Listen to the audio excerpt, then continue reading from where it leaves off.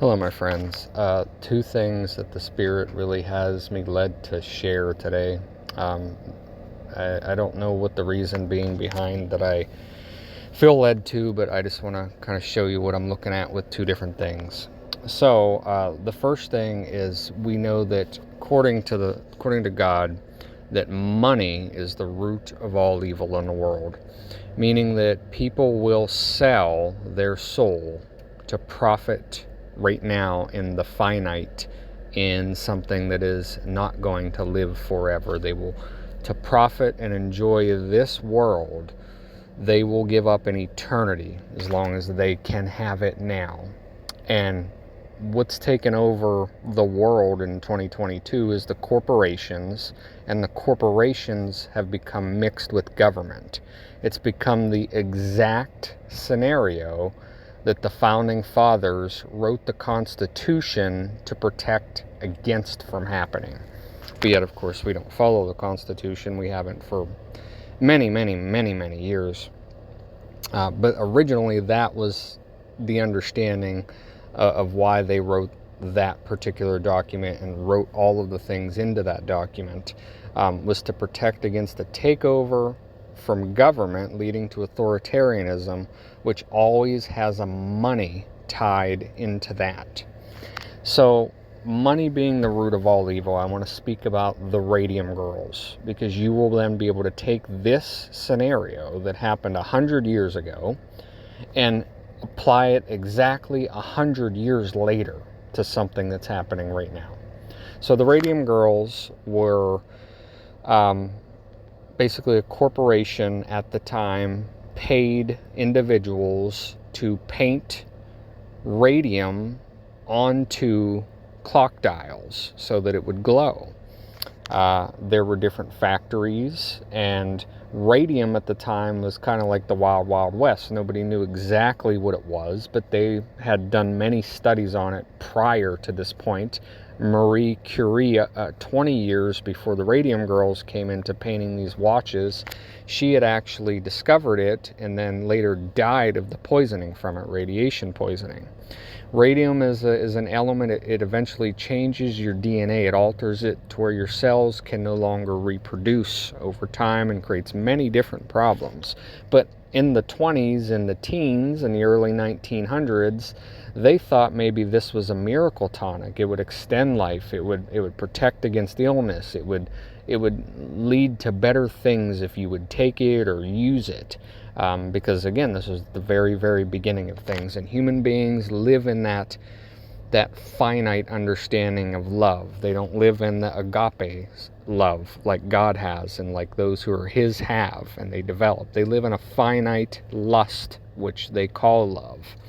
So anytime something new comes out, people tend to jump right on it without really weighing the consequences. And because people don't really weigh the consequences, it allows corporations who may know something has issues, but if they can still profit and line their pockets with that money before those issues are discovered, they then will do it and make the profit and try to cover it up for as long as possible before eventually getting out, being sued and losing a little bit of that profit, but then still basically ending up 100 times better than what they would have started out with. Now, the Radium Girls, slowly, surely, one became sick, two of them became sick, three of them became sick, one of them died. They started attaching the link to the symptoms like they were experiencing, like for instance having a goiter the size of a bowling ball in your neck from ingesting radium. They used to lick the paintbrush tips in order to be more precise with how they would paint the dials on the watch. And every time they would lick their lips with the paintbrush, they would ingest small amounts of radium. And radium is something that if you get it in large quantities from your very first exposure, like what happened to some people at Chernobyl, you're going to die relatively quickly. Some more quickly than others. We're talking a day or two, sometimes 2 weeks, 3 weeks, but it's a very quick period of time. As with the Radium Girls who were ingesting very little of it, it took a little while to accumulate, a year, 2 years, 3 years, before people really began to see that there was a problem here. So what happened was, whenever the corporations, they had already known from Marie Curie's research and other people's research that there potentially could be an issue here. But because they were making so much money off of selling these watches, they didn't consider that as really being an issue, because they were lining their pockets. They were living in the now. They were living in that lust, that love for money, which destroys love, which love is compassion and caring. It takes all of that away for other people as long as it makes you rich. That's the whole idea behind this. So once they started dropping off here and there, and they would pay experts, so-called experts and scientists, to come out and say, no, there's nothing wrong with radium. It's not what's affecting these women. We feel terrible that these women have gone through this, but it's definitely not radium that's doing it. It's their sexual lifestyle. They're catching all these different diseases because they're going out and partying. That was originally what they tried to say. They tried to say that these women had syphilis. But they actually would hire experts, so-called experts, and they would hire people, again, paying other people in order to vouch for them that radium wasn't the issue. But then more and more things came out, more and more people started getting sick with the same symptoms, and suddenly they couldn't hide it anymore. So then they put out this big PR campaign telling everybody that this is a good thing. And eventually more and more of it came out, and finally it came to the point where they could no longer hide it. They had to admit to the problem, and then they were sued, obviously, and they paid up the sum. They had to shut down their factories. But it really didn't make any difference, because the people profited so much from doing it in that little time frame that they had to do it, that it was worth it to them in the end. It was worth it to line their pockets with the blood of these girls, to them. Now, you take something like this that happened and apply it to 2020, and what do you see? Talk about these shots that we've been giving out to people. Who profits from that? Well, those who push it. We know that hospitals were paid money for COVID deaths, for reporting it a death, whether it was from COVID or not. If that patient died of a brain aneurysm and they happen to be diagnosed with COVID, if that patient died in a car accident from trauma, but they happen to have COVID at the time, the hospitals would say it was a COVID death. Why? Because they got $52,000 for saying that. So that, you have doctors, you have people that are profiting off of the illness itself. So of course they're going to say that, well, the illness is what caused these things, because they're lining their pockets with it. And then what came out after that? The shot. So for every one of these shots that we gave out, who profited from that? The drug manufacturers, the people who pushed it, the news, the newspapers, the media, Hollywood, celebrities, anybody, doctors who pushed this, governments, anybody who pushed this, were all given a cut of that money. Now, what have we seen come out over the last couple of years from this? Well, people are dying from the shot. It's proven now. In fact, there's been research now that has said COVID itself was way less deadly than to take the shots. Lots of evidence now, actually, that was the case. But it didn't matter, because the people who wanted to profit off it have already profited. Who had suffered? The people who were led into this without really knowing the consequence of it, which comes from propaganda and campaigns, so on and so forth. So you have exactly 100 years apart, the same exact scenario taking place. The radium girls and those who have taken this shot. The same kind of thing. You're going to see coming out over the next few months, the few years, if we're still here during those times, so many different things that this shot is causing, that anyone who took it's going to become terrified. And that's just how it is. There's now enough evidence, and there's enough that they've had to release that's going to prove that to be true. What about monkeypox coming out within a couple of years of this shot? What if monkeypox is just what they're calling it? What if that really is a side effect of the shot? Like is written in Revelations, what does God say will come upon people who take the mark? Well, they will break out in boils. Exactly kind of what we see happening with monkeypox, isn't it? Now, I'm not saying that is the mark of the beast that John saw and described, but everything in the world repeats. Nothing is new under the sun, including prophecy, until the very end of the age, and all things are made new. So we might be seeing all of this as a precursor to the next one to come, which is what biblically John saw. But take this as the warning. Take the Radium Girls as the warning of this. Anytime this has ever happened with something like this, where we rush out and do something because we're led to do it by the people who are profiting off of it, it always ends up like this, because that is humanity. Money and the love of money. There is no more evil that comes about in the world than from that. So it's the same kind of a situation happening right now with the shot. The second thing I wanted to talk about, and we're talking about Revelation now. Then the beast was allowed to speak great blasphemies against God, and he was given authority to do whatever he wanted for 42 months. And he spoke terrible words of blasphemy against God, slandering his name and his dwelling, that is, those who dwell in heaven. And the beast was allowed to wage war against God's holy people and to conquer them. And he was given authority to rule over every tribe and people and language and nation. And all of the people who belong to this world worship the beast. They are the ones whose names are not written in the book of life that belongs to the Lamb who was slaughtered before the world was made. And listen to this next part very carefully. Anyone with the ears to hear should listen and understand. Anyone who is destined for prison will be taken to prison. Anyone destined to die by the sword will die by the sword. This means that God's holy people must endure persecution patiently and remain faithful.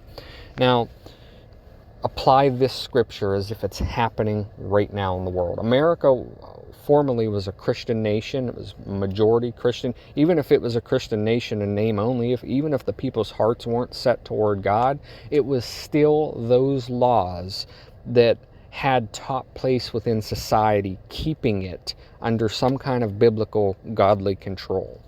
That now has been completely eroded as the church has gone away. That's been completely eroded over the years to the point now where Christians are the enemy of culture and society within the nation. For the first time in America's history, Christians have become the outsiders.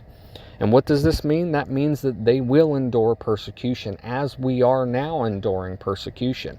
Whether we're still living, our luxurious lives, we still have jobs, we still go to work, we still have money, but all of these things have gotten harder, and within culture and society itself, we have become the enemy. They have made us the enemy.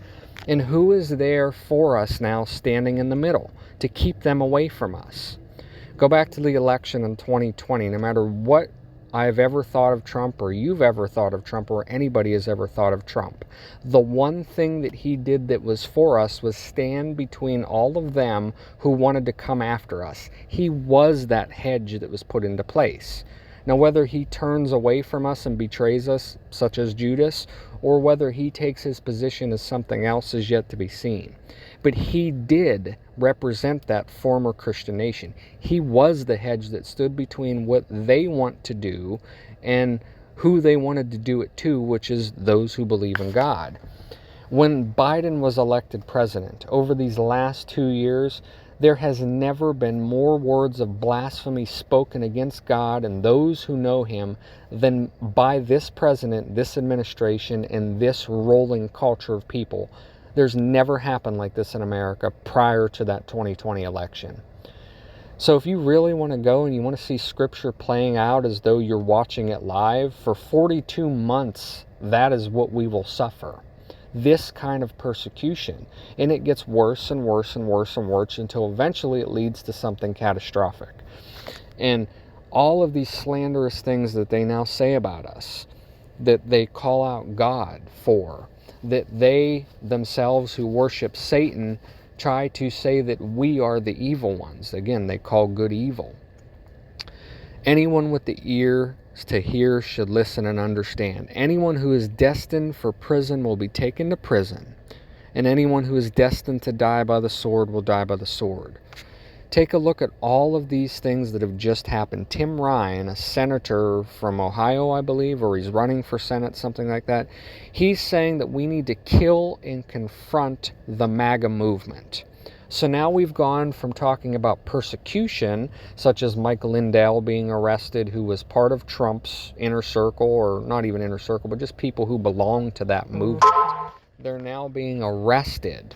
And we saw over 100 people tied to that MAGA movement be arrested over the last couple of weeks.